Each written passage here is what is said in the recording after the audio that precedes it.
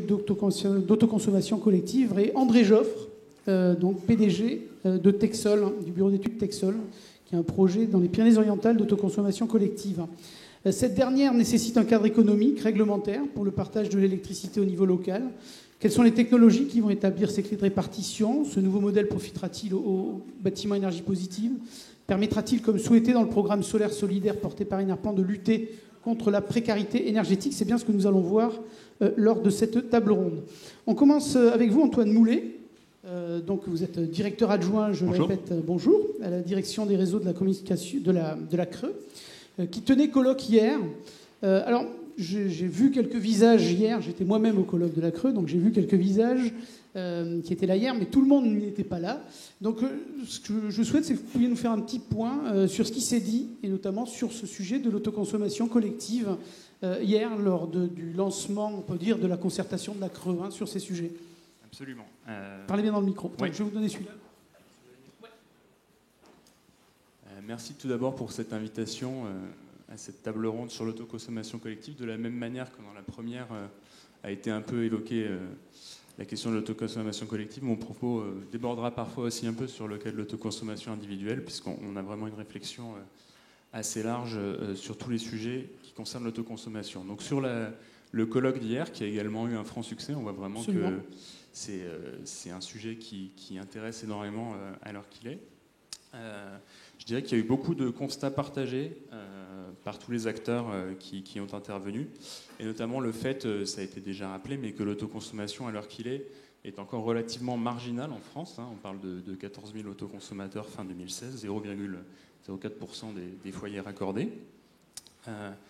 Pour diverses raisons, voilà, notamment le fait que l'électricité est relativement bon marché en France, et qu'on atteint le seuil de ce qu'on appelle la parité réseau, c'est-à-dire le seuil à partir duquel le coût de la production locale est inférieur au tarif de vente du fournisseur, relativement récemment, et pour une fraction encore relativement faible des consommateurs. Pour mettre en balance, il y avait le responsable de la CRE italienne hier, et il y a 750 000 autoconsommateurs en Italie aujourd'hui. Vous annoncez 14 000, je crois qu'il y en a plutôt 30 000 en France, c'est ça? Mais vraiment, le gap est énorme entre l'Italie et la France. Absolument. Voilà, on a des conditions de développement qui sont différentes, des conditions. C'est pour ça aussi que beaucoup de gens veulent ouvrir, comme André Joffre, libérer les énergies. Absolument. Alors justement, le constat qui a été aussi fait, c'est que l'essor de ce nouveau modèle énergétique, et là je reprendrai les mots du président de la CRE, Jean-François Carinco, est inéluctable et souhaitable. Voilà. Alors inéluctable parce que même si on a encore des questions sur le rythme avec lequel ça va se développer en France, les technologies continuent bien sûr à se développer, la rentabilité va se confirmer, et ça résonne, on l'a dit, avec des valeurs environnementales et sociétales. On a parlé de consommateurs qui sont considérables. Et souhaitable, parce que tout le monde reconnaît également que ce phénomène a un grand potentiel pour servir la transition énergétique en encourageant la décarbonation de la production d'électricité, la responsabilisation du consommateur. Et c'est important, le développement d'une filière industrielle forte, notamment en France. Pour ne pas rater le train de l'export aussi, de cette industrie. Ouais. Absolument. Alors beaucoup d'intervenants l'ont aussi souligné. Le développement de l'autoconsommation va bien sûr avoir un impact majeur sur le système électrique et sur le réseau, qui pourrait mener à un changement de paradigme et réinterroger la façon dont on implémente les valeurs de solidarité nationale, qui sont l'un des fondements du système électrique français, et auquel nous sommes tous attachés. On l'a beaucoup entendu hier de la part de nombreux acteurs. En ce qui concerne plus spécifiquement l'autoconsommation collective, ce qui a été souligné, c'est qu'elle se développe pour l'instant dans un cadre qui est relativement expérimental, qui permet d'en tester les différentes modalités, d'expérimenter, et que le retour d'expérience des premiers projets devra bien sûr être pris en compte pour définir le cadre qu'on souhaite le plus solide possible, facilement généralisable et utilisable par l'ensemble des acteurs concernés. Donc pour ce faire, vous avez lancé une concertation, c'est ça ?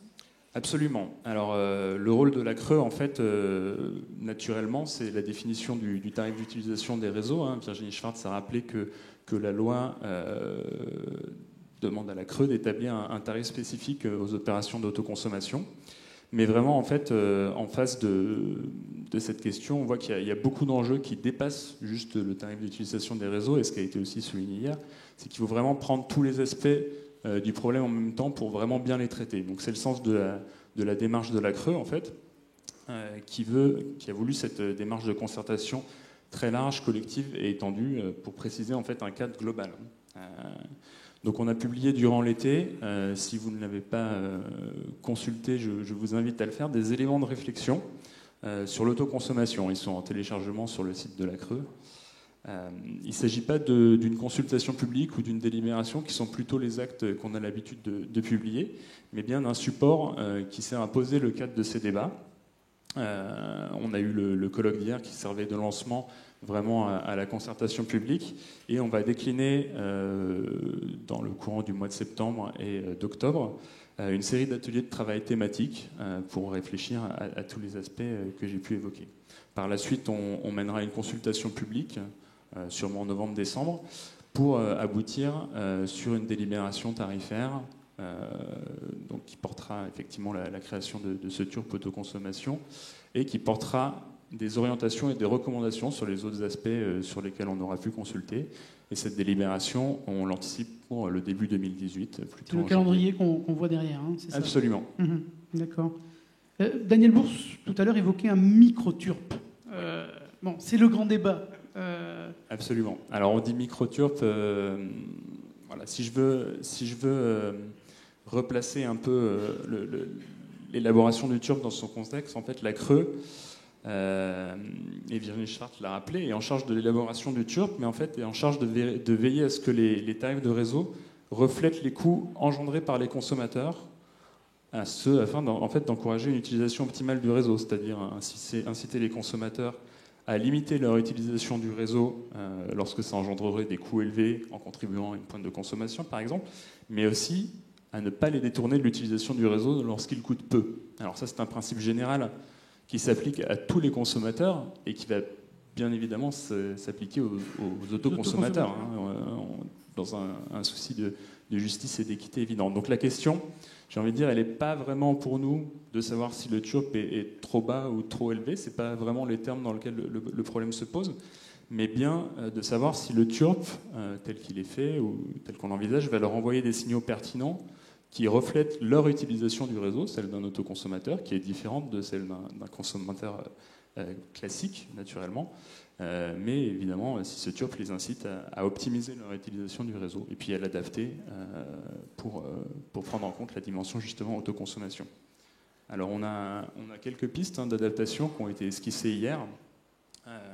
La plus évidente pour nous, c'est d'augmenter la précision du tarif qui est appliqué aux autoconsommateurs, en leur appliquant par exemple systématiquement la souscription d'un tarif à 4 index qui distingue les heures pleines, les heures creuses, l'été et l'hiver. Ça permet vraiment d'avoir un reflet fidèle de l'utilisation du réseau. La porte reste ouverte sur d'autres possibilités, notamment un tarif spécifique. Encore une fois, on consulte dans le mois qui vient, donc ça va probablement évoluer, et puis il y aura une consultation publique encore derrière qui permettra à chacun de réagir. À plus long terme, animés, on bien imagine. sûr. Ouais, non, tout à fait, on les anticipe animés. Et puis à plus long terme, on dit l'autoconsommation, ça va avoir un impact sur le réseau, ça va avoir un impact sur la façon dont on les dimensionne, dont on les conçoit.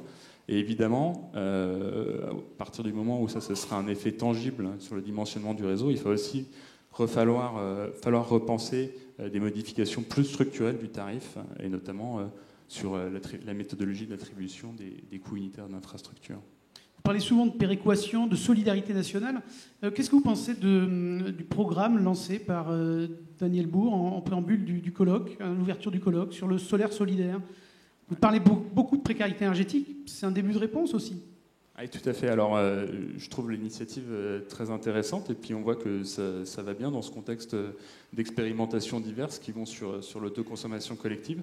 Ce que ça m'inspire, en fait, c'est qu'on développe là une forme de solidarité locale, à l'échelle de l'opération collective, qu'on pourrait mettre en regard de la solidarité nationale, qui est peut-être moins tangible et moins, j'ai envie de dire, touchable pour les consommateurs, puisqu'elle s'exprime dans le fait qu'on paye le même prix pour l'électricité partout en France, et que ce prix est calculé sur des coûts moyens.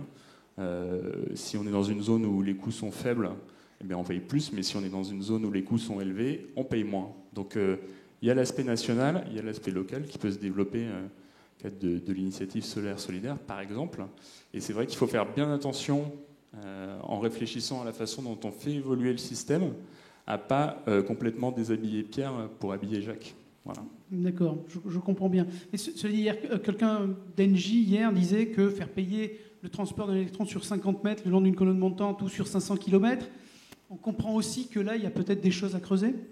Mais en fait, je veux dire, physiquement, l'électron, évidemment, il remonte que la colonne, il ne fait pas 500 km. Mais la façon dont les choses sont faites pour l'instant, et on a entendu hier le sénateur Poniatowski nous rappeler qu'il les parlementaires et donc la représentation nationale est très très attachée à cette idée de péréquation et au fait qu'on paye l'électricité partout de la même façon. Si on commence à se dire effectivement mon électron il transite par le réseau uniquement local parce que je produis à côté de chez moi et qu'on le considère en faisant payer moins ces gens-là, eh bien il faut, comme je l'ai dit, réfléchir à la façon dont la solidarité nationale est implémentée. Ça ne veut pas dire qu'il ne faut pas le faire, ça veut dire que quand on design l'évolution du système, il faut penser à la façon dont on adapte l'ensemble.